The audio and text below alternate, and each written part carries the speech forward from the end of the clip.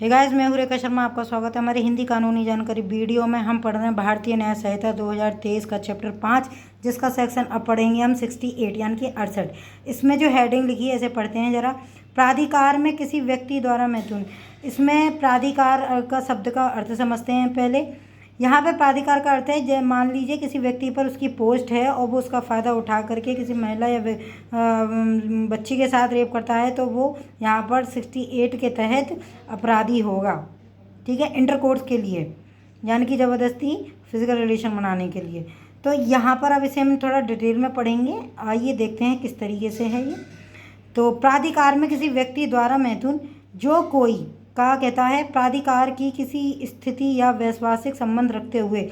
यहाँ पर मान लीजिए वैश्वासिक का मतलब है कि जैसे डॉक्टर का मरीज से, ठीक है, वहाँ अगर कोई डॉक्टर मरीज के साथ इस तरीके का अपराध करता है तो वो 68 में आएगा। कोई लोक सेवक यानी कि कोई पब्लिक सर्वेंट, कोई व्यक्ति है पब्लिक सर्वेंट जो जॉब में है, जैसे कि कोई पुलिस में है या कोई मतलब अच्छी कोई ऑफिसर है, ठीक है, यहाँ तक कि जुडिशियरी का ही कोई ऑफिसर है, कोर्ट का ही कोई ऑफिसर है, उसमें लोग पब्लिक सर्वेंट में, या कोई डीएम है, एसडीएम है, उसके अंतर्गत आता है। तो खा ये कहता है। गा कहता है तत्समय प्रवृत्त किसी विधि द्वारा उसके अधीन स्थापित किसी जेल, प्रति प्रेषण गृह या अभिरक्षा के अन्य स्थान या महिलाओं या बालकों के किसी संस्था का अधिरक्षक प्रबंधक होते हुए। अब गा का कंडीशन ये है यहाँ पे कि कोई व्यक्ति है और वो जेलर है, और जिसकी जेल के अंडर में कुछ कैदी हैं जो महिला कैदी हैं, उनके साथ अगर वो फिजिकल रिलेशन ज़बरदस्ती बनाता है तो यहाँ पे अभी वो इस धारा के तहत अपराधी होगा। और मान लीजिए जेलर ही हो और भी मतलब उसकी कस्टडी में कोई महिला, बालक, कोई भी हो सकता है, उससे रिलेटेड संस्था भी हो सकती है, उसके अंडर में कोई प्रबंधक है, उसके द्वारा अगर ये अपराध किया जाता है तो ये भी 68 के तहत ही आएगा।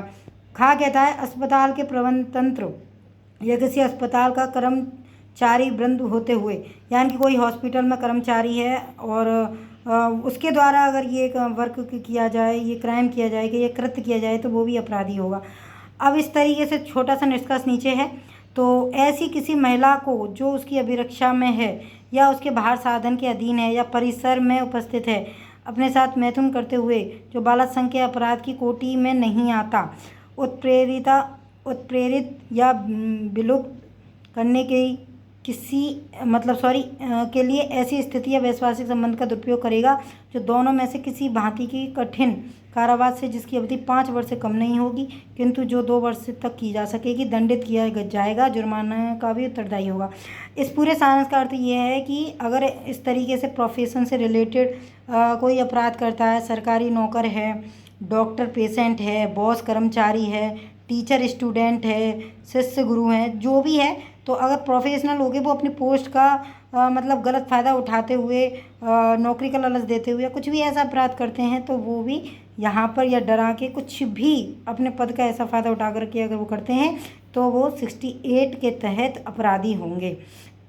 तो यहाँ पर सेक्सुअल इंटरकोर्स से ही रिलेटेड है, जो कि बिना कंसेंट के है।